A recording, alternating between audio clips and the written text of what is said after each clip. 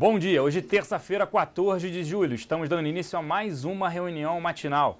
Diversas notícias aqui que devem impactar o nosso mercado doméstico, vendas no varejo, essa discussão sobre o ajuste fiscal, porque está sendo postergado várias medidas para serem votadas só em agosto, setembro, o que prejudica justamente o superávit fiscal, né, que o governo não vai entregar a meta, tem que reduzir essa meta. A presidente Dilma falou no final de semana, né, não vou reduzir nada. E aí, ontem se discutiu um pouco isso, tem que se reduzir, não tem? E aí não vai entregar, então vai ficar enganando todo mundo.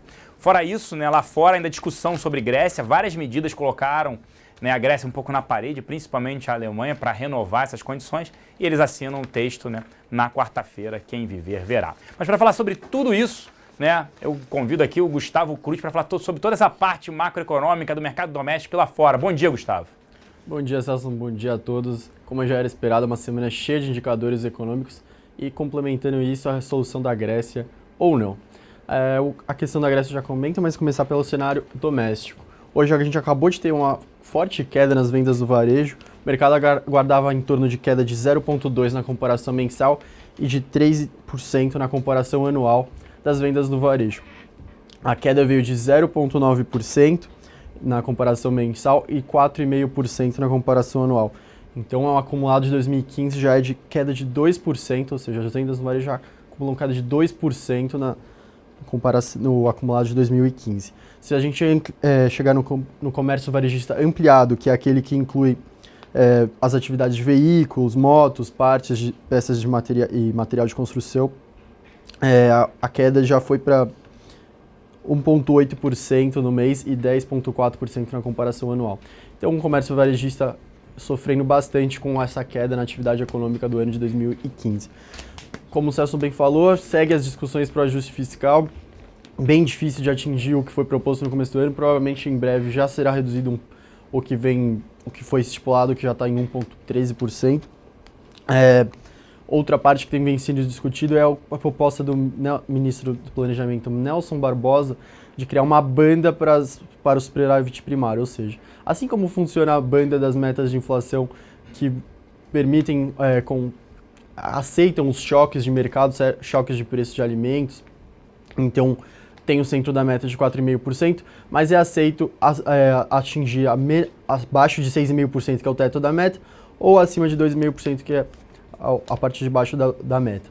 Eles queriam fazer o mesmo com o superávit primário para conter algum possível choque, alguma possível queda de receita extraordinária, para conseguir levar o superávit fiscal para algo mais crível. Isso aí, por enquanto eu vou falar aqui, deu um probleminha no som do Gustavo, né? Acho que vale o destaque também na agenda do dia, tem varejo nos Estados Unidos, saiu agora há pouco, e hoje à noite o PIB da China. A expectativa ali com o PIB da China do indicador do segundo trimestre é que um crescimento, uma alta de 6,8% no mercado. Isso deve impactar, obviamente, os mercados na manhã.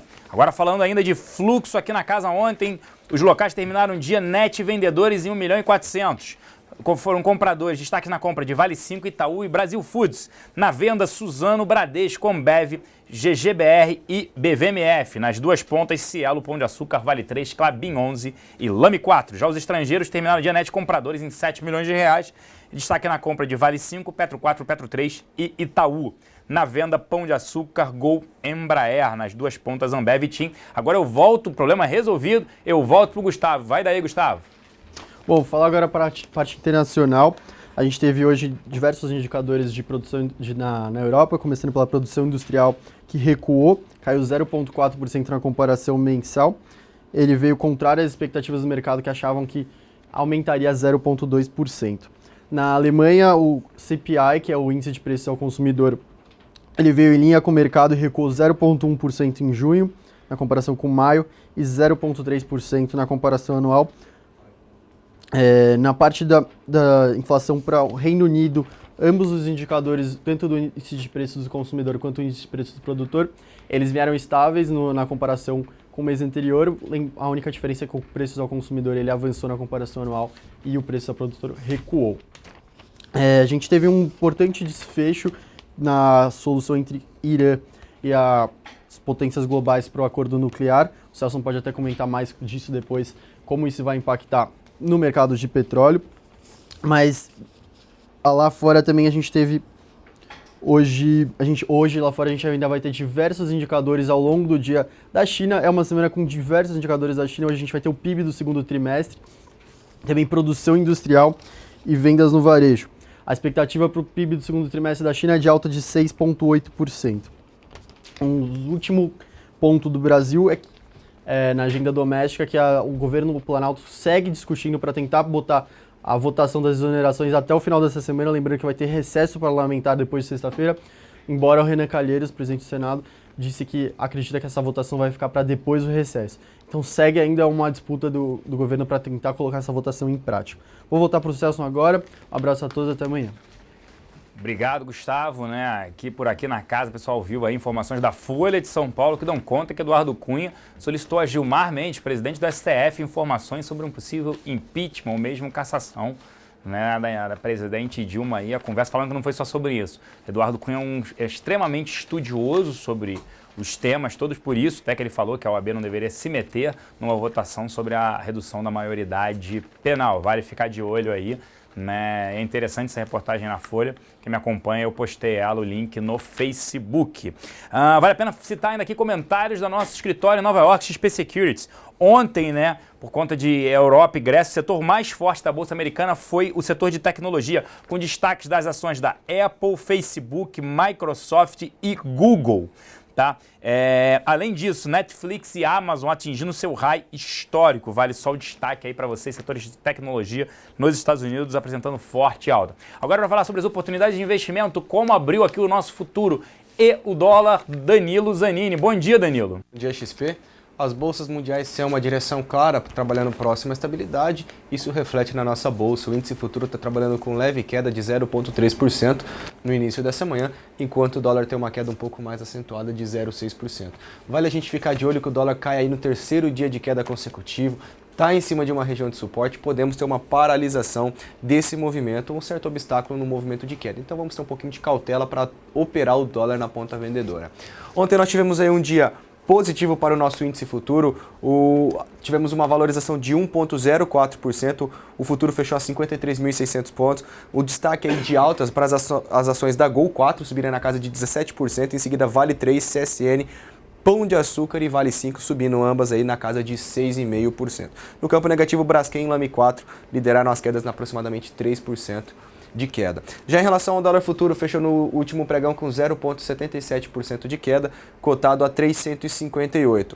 O posicionamento dos estrangeiros ontem no índice futuro foi de compra, eles ficaram net compradores em 1.748 contratos, seguem com o saldo comprador de 58.960 contratos. Já em relação ao dólar, mais um dia de venda, eles ficaram net vendedores em 11.242 contratos, e acumula um net vendedor no mês de 17.060 contratos. Ontem nós iniciamos uma operação de swing trade, compramos as ações da Grendene, GRND3, a compra foi dada a 18,48, temos o alvo da operação em 18,70, redução da posição em R$18 e o stop da operação em 16,90. A gente está arriscando 3,3% para tentar pegar 7% de valorização nesse papel. Gostaria de desejar a todos uma excelente terça-feira, bons negócios e até mais.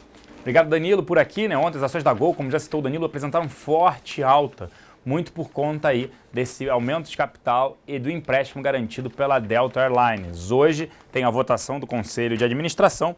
A família Constantino, controladora da Gol, ela tem que entrar com 90 milhões de dólares e a Delta com 56 milhões de dólares e o empréstimo ponte aí garantido pela Delta de 300 milhões de dólares. Ontem as ações subiram muito, muita gente também short. No ativo acabou gerando também correria. Não acho que isso seria motivo para as ações subirem 16% de alta num dia.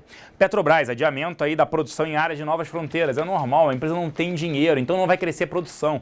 Ontem a produção foi fraca, petróleo está em queda. O Irã falando que vai agora aumentar a oferta. Ele está resolvendo todos os problemas lá do Irã, quer dizer, uma boa parte dos problemas do país, e vai aumentar a oferta de petróleo. Então petróleo, mais uma vez, deve sofrer, deve empurrar mais ainda Petrobras para baixo. Por isso que ontem nós aumentamos nossa posição, que era de 10% da nossa carteira short, para 15% em Petrobras, seguimos short. A Eletrobras também informando ali que não foi autuada, né, não recebeu, foi intimada pela Polícia Federal, né, sobre irregularidades envolvendo os contratos com a Petrobras. Já a gente teve problema da Operação Lava Jato com o Petrobras. Você vai ter o da Eletrobras, não tem como fugir disso. A gente vai ter o da Eletrobras, é uma empresa que está muito endividada, é outra que precisaria de um aumento de capital mais até do que a Petrobras. A gente segue recomendando short em Eletrobras também.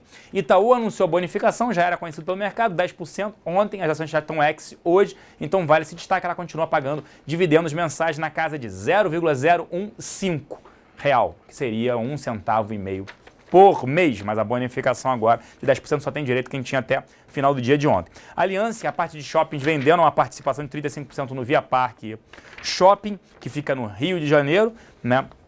Ela vendeu algumas empresas aí precisando, né, não só alguns investimentos sendo maturados, mas a entrada em novos investimentos, que é o ideal para essas companhias. E a JBS conseguindo também agora uma linha de crédito de 1 bilhão e 200 milhões de dólares. Vale o destaque aqui o consumo, vendas no varejo muito fracas, como já era esperado, supermercados, venda de eletrodomésticos e eletrônicos horrorosas, o que impacta negativamente Pão de Açúcar via varejo e também principalmente Magazine Luiza, que a gente vem falando aqui para ficar fora desse tipo de ativo, são poucos ativos para comprar na nossa bolsa. O mercado, cenário macro totalmente desafiador, com juros subindo, inflação subindo, renda sendo corroída, desemprego aumentando e não chegamos no fundo do poço. Então, um cenário ainda que segue de proteção. Dá para comprar alguns ativos na bolsa, mas acho que vale a pena manter ali um long short, né? Protegido via índice, via fence no Ibovespa. Vale destaque da nossa mesa de aluguel ontem, destaque para TIM, Lame 4, Copel, o ZIN 5 permanece bastante demandado, Cirela, Sabesp e Vale 3. Lembrando que o ZIN 5 tá posição short sobre o free float de 17,5, Tecnisa 13,5, Magazine Luiza 11,80, BRPR 11,5, Cirela 11,17 e OGX 11,12. Cuidado em Uzi Minas para não gerar um squeeze. A gente reduziu ontem na nossa carteira short a posição que era de 20% para 15%, justamente por conta desse receio de um possível short squeeze em Uzi Minas. Fica aqui a dica. Lembrando que hoje ainda nós temos ali o nosso UFC a partir de 11h40, 11h45, depende da produção para iniciar o nosso programa. Uma excelente terça-feira a todos e nos vemos daqui a pouco no nosso UFC. Um grande abraço e até lá.